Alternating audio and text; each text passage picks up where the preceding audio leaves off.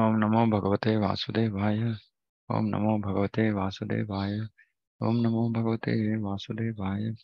अमज्ञानतिमिरान्धस्य ज्ञानाञ्जनशलाकया चक्षुरुन्मिलितं येन तस्मै श्रीगुरवे नमः। श्रीकृष्णचैतन्यप्रभो नित्यानन्द श्री अद्वैत गदाधर शिवासादि गौरभक्तवृन्द। हरे कृष्ण कृष्ण कृष्ण हरे हरे, हरे Ram Ram Ram Hare Hare. Okay, 16 chapter verse 1 to 3 we are continuing. We had finished qualities of sannyasi and qualities of grihastha. So qualities of sannyasi are fearlessness, purity, and knowledge. Like we discussed, this is also relevant for grihasthas. Then specifically meant for grihasthas is dana, dama, self-control, and yagna. So these three things are for specifically meant for householders. Of course, these things other ashramas don't do at all. Yagna they can do, but okay, sorry. Dana only. Dana is only specifically meant for grihasthas. Other two can happen in other varnas or in other ashramas also. Okay, moving forward. Swadhyaya, Vedic study, is meant for brahmacharya or student life. Brahmacharis should have no connection with women. They should live a life of celibacy and engage the mind in the study of Vedic literature for cultivation of spiritual knowledge. This is called Swadhyaya. So for everybody, this Swadhyaya is important because when you come to Krishna consciousness, the only way we develop attachment to Krishna is by knowing about Krishna. Attraction to Krishna. We get attracted only by Shravanam. Rukmini Devi got attracted to Krishna just by hearing about him. So Shravanam is the key. So we have to do study of Shastra. We cannot be lazy. Chaitanya Mahaprabhu says, or somewhere in Chaitanya Charitamrita, if somebody becomes lazy in terms of philosophy, then he will become weak in Krishna consciousness. So we should not become lazy with respect to philosophy. Many people want to just hear stories. Now, what will happen to such people is that they will, when difficult situations come, they will not be able to stick to Krishna consciousness because they don't have any understanding. They don't have any understanding of what Krishna consciousness is clearly. So difficult time comes, they'll just fall off. So we have to know Shastra, we have to know philosophy, we have to base our practice of Krishna consciousness on philosophy. That's why Prabhupada says religion without philosophy is sentiment. And sentimentalists will just fall off. Right? So sentimentalists cannot remain fixed in Krishna consciousness. And philosophy without religion is mental speculation. This is for Gyanis. So for Bhaktas, it's both. It's Jnana as well as Bhakti. Both are required. And Jnana is about Krishna. Is knowing about Bhakti, about Krishna, about devotees. Swadhyaya is important.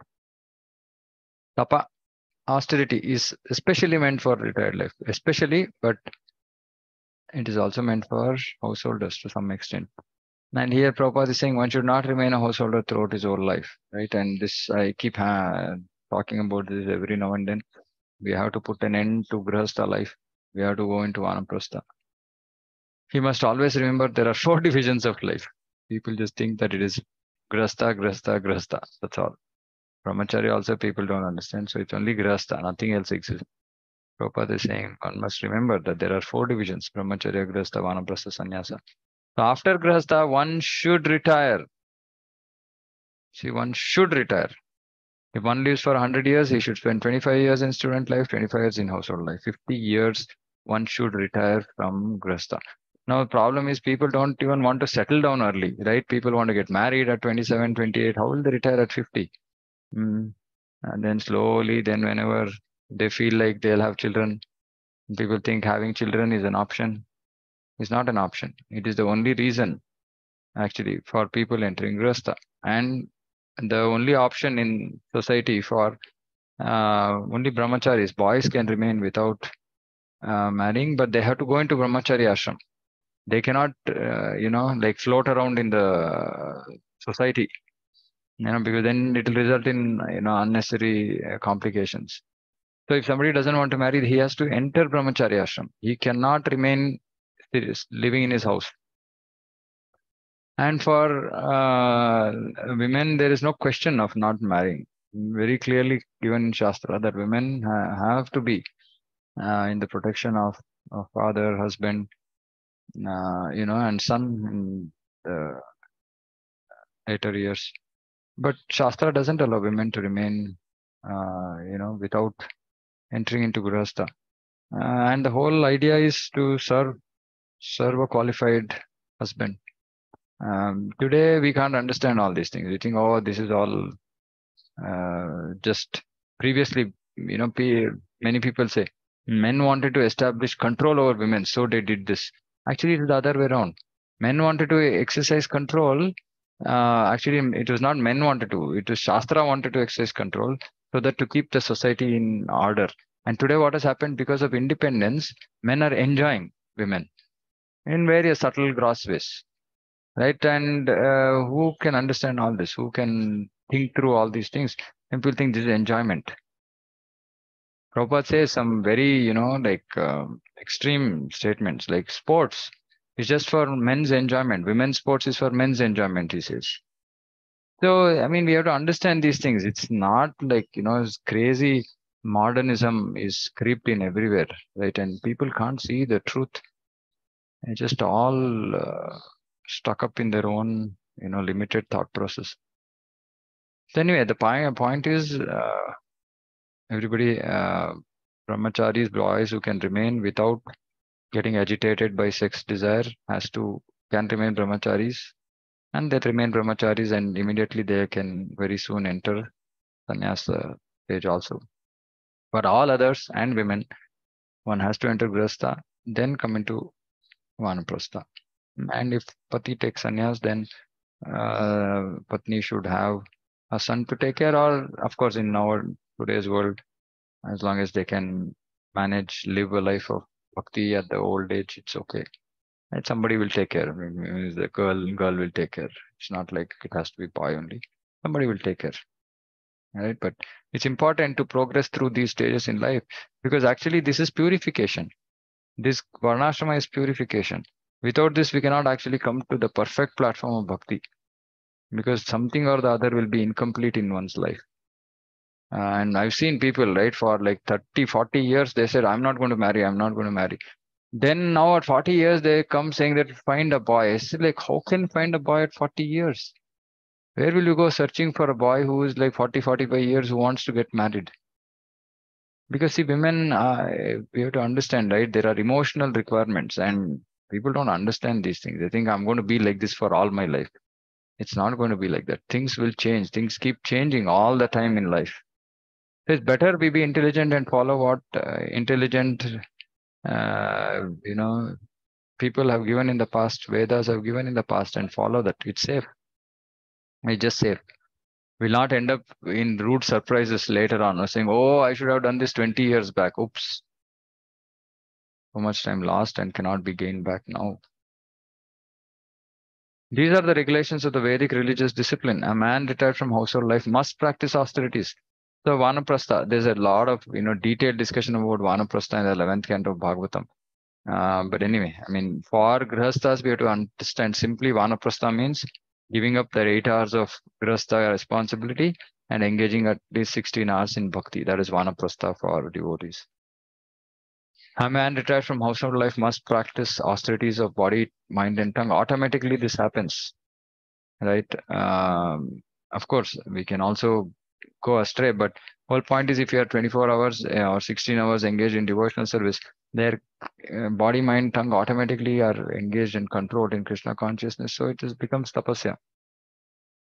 The entire varnashrama is meant for tapasya. Without tapasya or austerity, no human being can get liberation.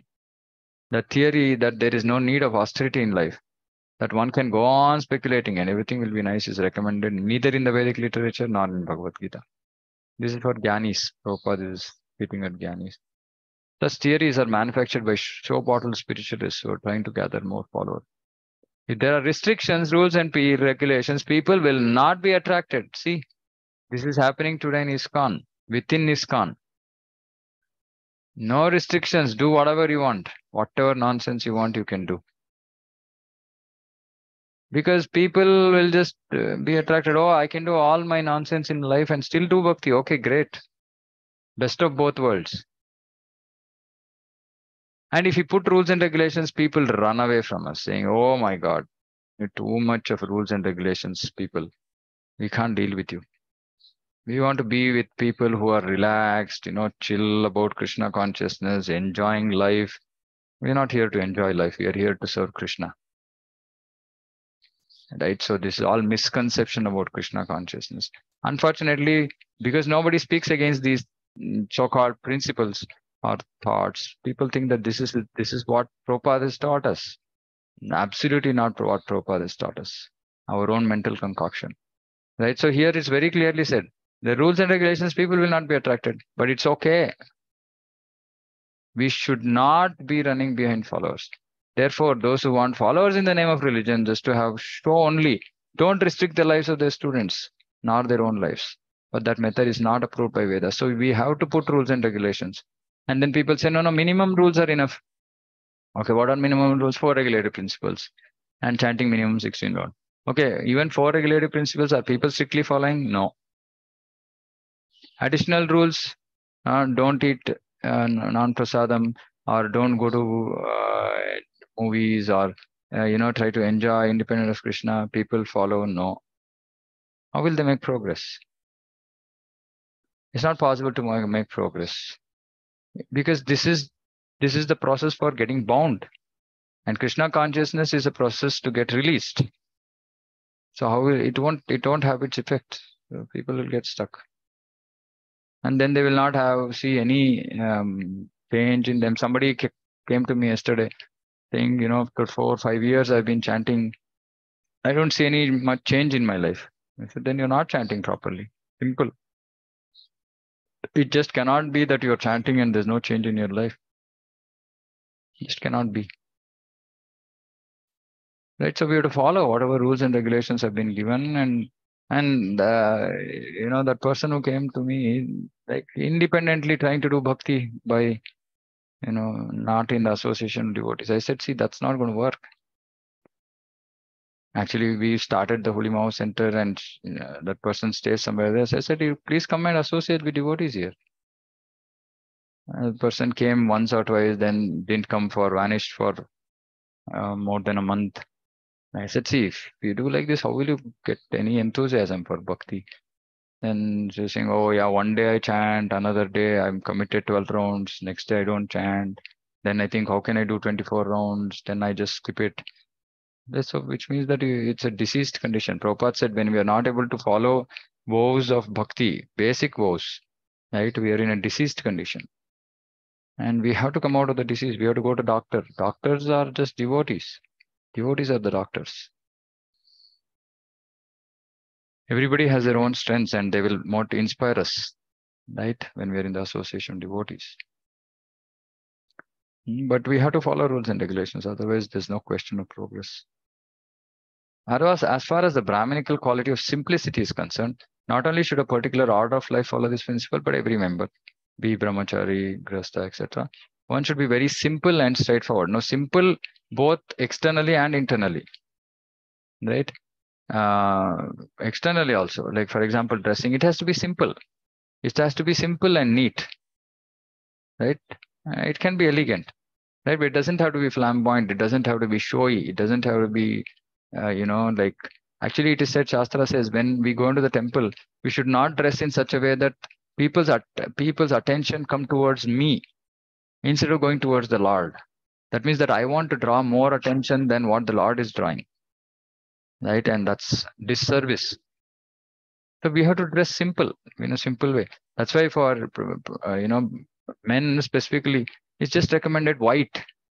Because what variety can you create in white? No variety, right? It's simple, just white kurta. And today people have fancy, they're different colors they'll wear. Then They have their own fashion. They want to create a, style statement for them. All this is nonsense. It will be simple and straightforward also. Straightforward means we think something, say something else. All this is not going to help. Diplomacy, hypocrisy, all this is not going to help. We have to just be simple, straightforward people. Then we'll make tremendous progress. We'll reach Krishna in one life. Ahimsa means not arresting the progressive life of any living entity. So basically, killing animals, right? Directly, Prabhupada is talking about it. One should not think that since the spirit spark is never killed, even after killing the body, there's no harm in killing animals for sense gratification. People are now addicted to eating animals, in spite of having ample supply of grains, fruit, milk. There's no necessity for animal killing. This injunction is for everyone. When there's no alternative, one may kill an animal, but it should be offered in sacrifice. But the important part is really there's no alternative, meaning we don't have food at all. And somebody is dying. Then they can do. But still they have to offer it as a sacrifice. At any rate, when there is ample food supply for humanity, persons who are desiring to make advancement in spiritualization should not commit violence to animals. Real ahimsa means not checking anyone's progressive life. The animals are also making progress in their evolutionary life by transmigrating from one category to another. If a particular animal is killed, then his progress is checked. He has to naturally die. If he is killed, then his progress is checked. If an animal is staying in a particular body for so many days, so many years, and is untimely killed, then one has to come back again in that form of life to complete the remaining days. So this is the life of animals. So they have fixed, lifespan, and if they are not able to complete it, then they'll have to come back to fulfill the remaining days, right? Before, in order to be promoted. So simply they're losing time. Whatever time is lost in from the time they're killed to them again coming back to that life, whatever that process is, it looks like it's going to waste some years for them. So their progress should not be checked simply to satisfy one's palate. This is called ahimsa. Okay, satyam. This word means that one should not distort the truth for some personal interest. We should not distort the truth. Distort means changing the truth to something else for our own interest. In Vedic literature, there are some difficult passages, but the meaning or the purpose should be learned from a bona fide spiritual master. That is a process of understanding. So that means Prabhupada is saying you don't interpret, learn it from a spiritual master. Kriti means that one should hear from authority. One should not construe some interpretation for his personal interest. There are so many commentaries on Bhagavad Gita that misinterpret the original text. The real import of the word should be presented, and that should be learned from a bona fide spiritual master. The real import of the word, which means that word, when Krishna is using certain words, there are certain meanings. There are certain direct meanings, and one has to take the direct meanings. And who will know that? Only a person coming in Guru Shishya Parampara. For example, Krishna is saying Sarva Dharman Pariteja Mam Ekam Sharanam. He's saying Mam. Krishna is saying Mam. Means Krishna is saying surrender to me. And then some philosophers say, no, don't surrender to Krishna. Surrender to the unborn in Krishna.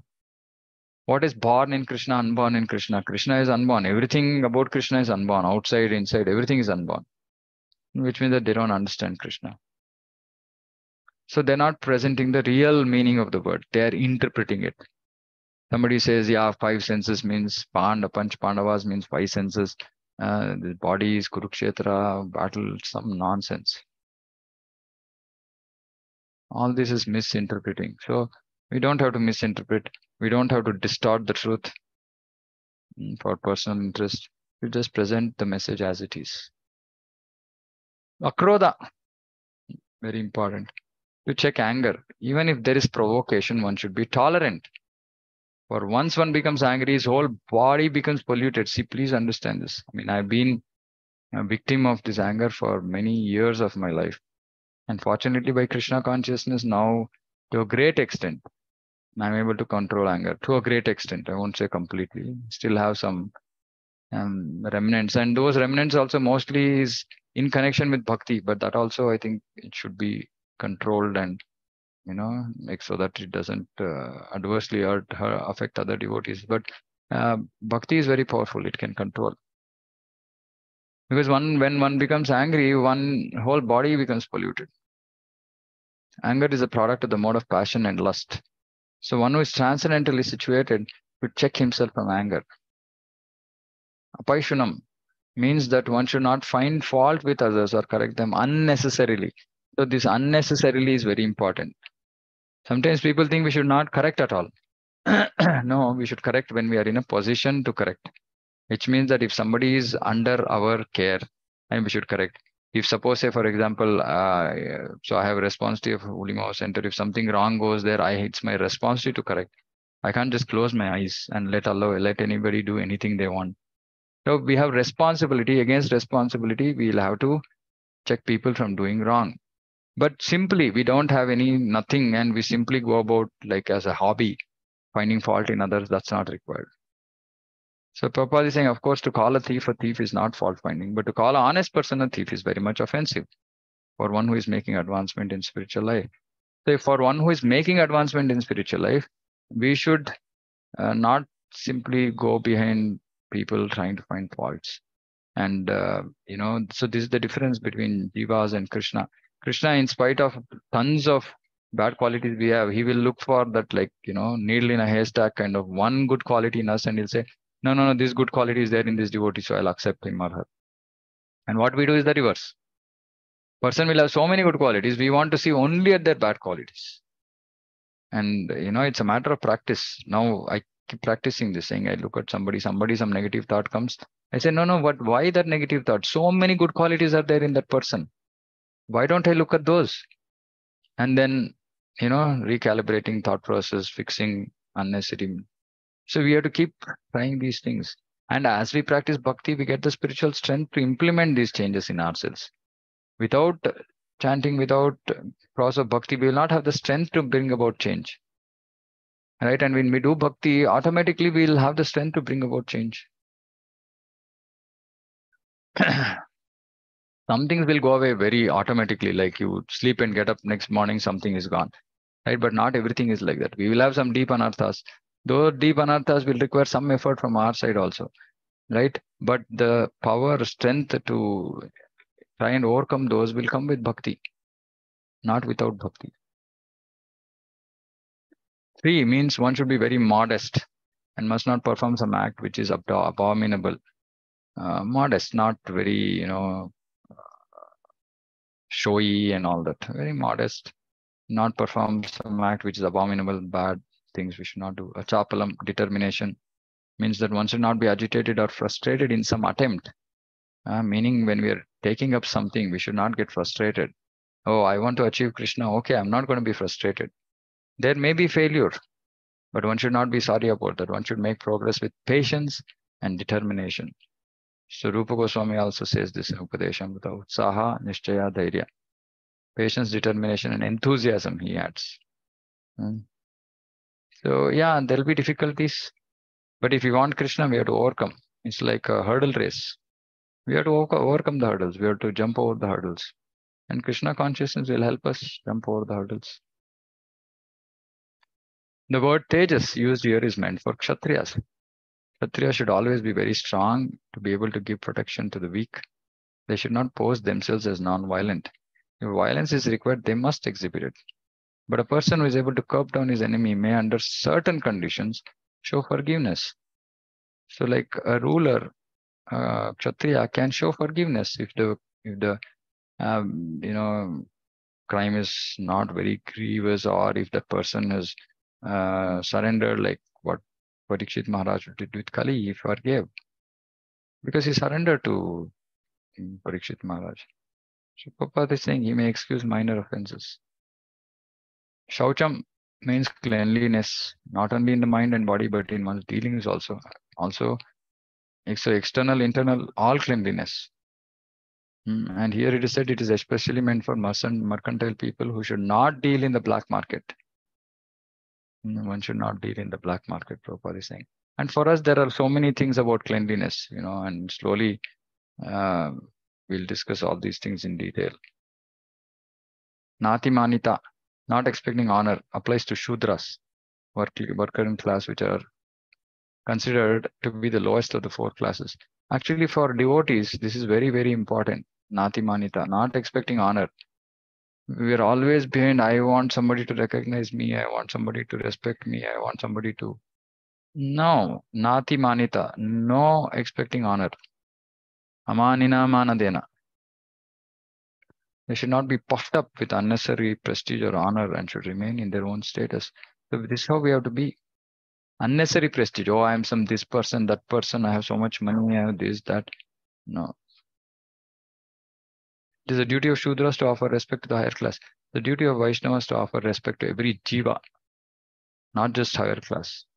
So this is absolutely critical. Chaitanya Mahaprabhu's instruction, Pranada Pisunichena, Amanina Manadena. So all these 26 qualifications are transcendental qualities. They should be cultivated according to different statuses of social and occupational order. So all these qualities have to be developed based on which varna, which ashrama we are in. The purport is that even though material conditions are miserable, if these qualities are developed by practice by all classes of men, then gradually it is possible to rise to the highest form of transcendental realization. So by doing bhakti, we, like I said, we will get the strength to develop these qualities. Some develop automatically, some will require some effort. But then one can rise to the highest platform of transcendental realization. So we have to, I mean, literally these qualities and their definition should be in our head. We should keep reading all these because this is Daivi. This is Daivi. If you don't have all these qualities, then it is all Asuri. And then we will see those Asuri qualities from next verse. So these purports are very, very critical. We have to understand them nicely and keep reading them again and again. It's not like we read them once and we will remember. We have to read them multiple times, make notes. Some things will be more relevant for some and some will be less relevant. So we have to make notes. We have to, meditate on these, put them into practice. So the way I mean, have been doing all these years is, if suppose say I have say one quality is very majorly lacking in me, then I will focus on that quality. Pray to Krishna for mercy, pray to Guru, and steadily work on that quality till that quality starts manifesting. Because by prayers and sincere attempt, everything can be accomplished. Then, okay, what is the next worst thing in the list? Okay, pick that up. So like this, bhakti life is so exciting because every day we are transforming. Every day we are bringing about change. We have to make sure that today is better than yesterday in terms of Krishna consciousness. This moment is better than the previous moment in terms of Krishna consciousness. Even if you can't get to that minute atomic detail, at least today was better than yesterday.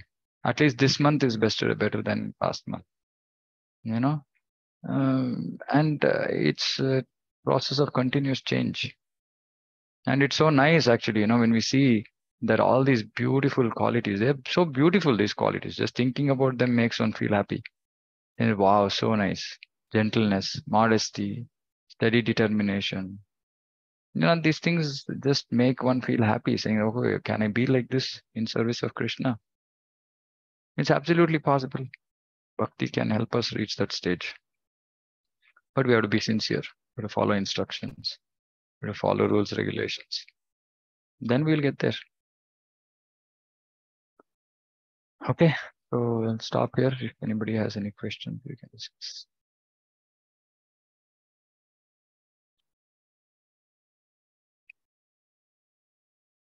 Okay, no questions will end. Vancha kalpatarubhyascha kripa sindhubhyo cha patitanam pavanebhyo vaishnavebhyo namo namah. Ananta Koti Vaishnava Ki Jai, Jagat Guru Srila Prabhupada Ki Jai. Hare Krishna.